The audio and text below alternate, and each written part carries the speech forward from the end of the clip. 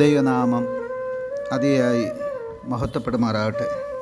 കർത്താവിൽ പ്രിയ ദൈവമക്കളെ, നിങ്ങൾക്കേവർക്കും ജീസസ് വോയിസ് മെസ്സേജ് എന്ന പ്രഭാത ദൈവവചന ധ്യാന ശുശ്രൂഷയുടെ പുതിയൊരു എപ്പിസോഡിലേക്ക് സ്നേഹത്തോടെ സ്വാഗതം. അല്പസമയ ധ്യാനത്തിന് ഒരു തിരുവചനം വായിക്കുന്നു. വിശുദ്ധ യോഹന്നാൻ എഴുതിയ സുവിശേഷം അധ്യായം 9 വാക്യം 32.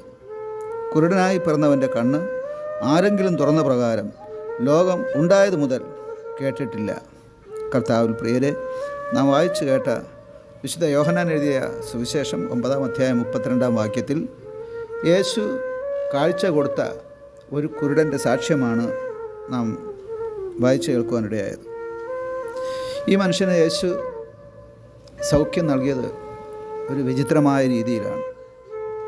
യേശു പല രീതിയിൽ രോഗികളെ സൗഖ്യമാക്കിയിട്ടുണ്ട്. തൊട്ട് സൗഖ്യമാക്കി, നിൻ്റെ വിശ്വാസം പോലെ നിനക്ക് ഭവിക്കട്ടെ എന്ന് പറഞ്ഞപ്പോൾ തന്നെ സൗഖ്യമാക്കി, തൻ്റെ വചനമയച്ച് തൻ്റെ വാക്കുകളാൽ സൗഖ്യമാക്കി, പല രൂപത്തിൽ പല രീതിയിൽ യേശു രോഗികളെ സൗഖ്യമാക്കിയിട്ടുണ്ട്. എന്നാൽ വിശുദ്ധ യോഹന്നാൻ എഴുതിയ സുവിശേഷം 9 അധ്യായത്തിലേക്ക് വരുമ്പോൾ യേശു ചെയ്യുന്നത് ഈ കുരുടനെ കണ്ട മാത്രയിൽ ചേർ ഉണ്ടാക്കുകയാണ്. ചേർ തയ്യാറാക്കി അവൻ്റെ കണ്ണിൽ പൂശിയിട്ട് ഒരു പ്രത്യേക കുളത്തിൽ പോയി കഴുകാൻ അവനോട് ആജ്ഞാപിക്കുന്നു. അവനതനുസരിക്കുമ്പോൾ തന്നെ അവന് കാഴ്ച ലഭിക്കുന്നു. അതിനുശേഷം ഈ കാഴ്ച പ്രാപിച്ച വ്യക്തിയോട് പലർ അവന് എങ്ങനെയാണ് കാഴ്ച ലഭിച്ചതെന്ന് ചോദിക്കുന്നു. ഈ ചോദ്യങ്ങളെ 4 നമുക്ക് തിരിക്കാവുന്നതാണ്. അവൻ്റെ സാക്ഷ്യത്തിലൂടെയാണ് ഈ 4 ഉത്തരം നാം കാണുന്നത്. ഈ മനുഷ്യൻ ആദ്യമായി പറയുന്നത് യോഹന്നാൻ 9:11 യേശു എന്ന പേരുള്ള മനുഷ്യൻ ചേറുണ്ടാക്കി എൻ്റെ കണ്ണിൽ മേൽ പൂശിയെന്നാണ്. യേശുവിനെ ഒരു മനുഷ്യനായിട്ടാണ് ഈ കാഴ്ച പ്രാപിച്ച കുരുടൻ ആദ്യമായി കാണുന്നത്. എന്നാൽ യോഹന്നാൻ്റെ സുവിശേഷം 9 അധ്യായം 17 വാക്യത്തിലേക്ക് വരുമ്പോൾ അവർ വീണ്ടും നീ എങ്ങനെയാണ് കാഴ്ച പ്രാപിച്ചതെന്ന ചോദ്യത്തിന് അവൻ പറയുന്നത് യേശു ഒരു പ്രവാചകൻ എന്നാണ്. വീണ്ടും നാം മുമ്പോട്ട് നോക്കുമ്പോൾ യോഹന്നാൻ്റെ സുവിശേഷം 9 അധ്യായം 33 വാക്യത്തിൽ ഈ കാഴ്ച പ്രാപിച്ച കുരുടൻ പറയുന്നത് യേശു ദൈവത്തിൻ്റെ അടുക്കൽ നിന്ന് വന്നവനാണ്. ഒടുവിലായി അവസാനമായി വിശുദ്ധ യോഹന്നാൻ എഴുതിയ സുവിശേഷം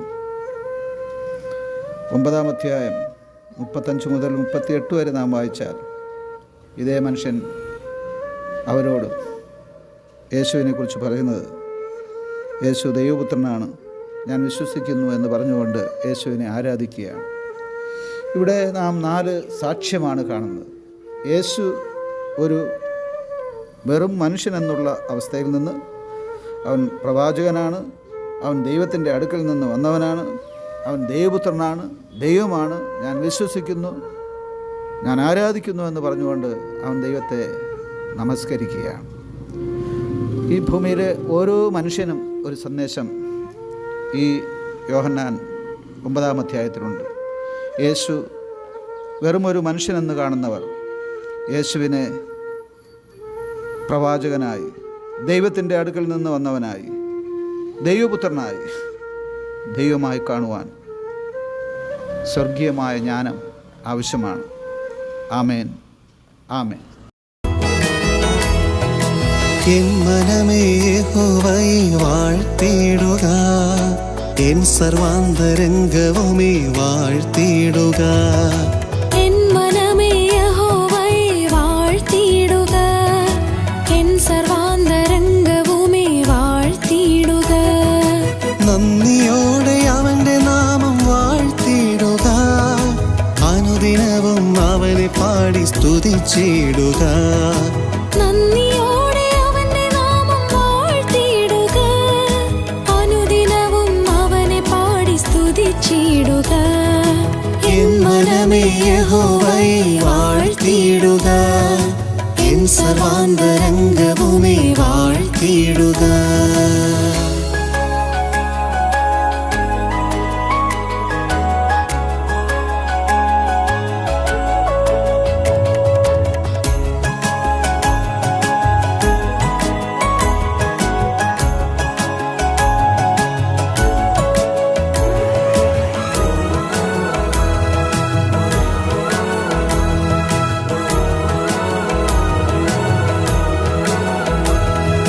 പാപത്താലും രോഗത്താലും ഞാൻ വലഞ്ഞപ്പോൾ, ആശയെല്ലാം അറ്റുപോയ മരുപ്രയാണത്തിൽ.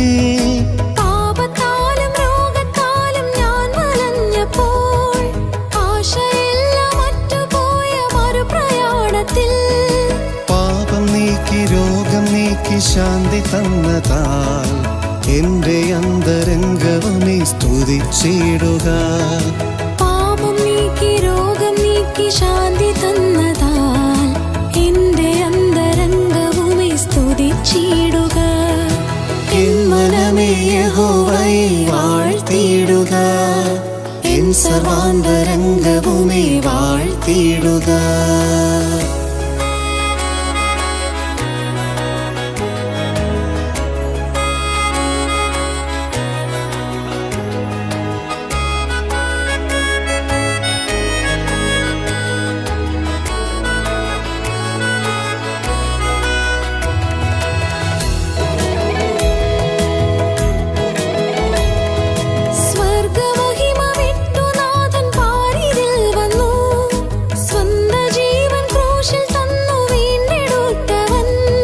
സ്വർഗമഹിമ വിട്ടുനാഥൻ പാരിതിൽ വന്നു, സ്വന്ത ജീവൻ ക്രൂശിൽ തന്നു വീണ്ടെടുത്തവൻ. മോക്ഷമാർഗം തുറന്നു തന്ന രക്ഷയോർക്കുമ്പോൾ എന്റെ അന്തരംഗവുമേ സ്തുതിച്ചിടുക. മോക്ഷമാർഗം തുറന്നു തന്ന രക്ഷയോർക്കുമ്പോൾ എന്റെ അന്തരംഗവുമേ സ്തുതിച്ചിടുക. എൻ മനമേ യഹോവയെ വാഴ്ത്തിയിടുക, എൻ സർവാന്തരംഗവുമേ വാഴ്ത്തിയിടുക.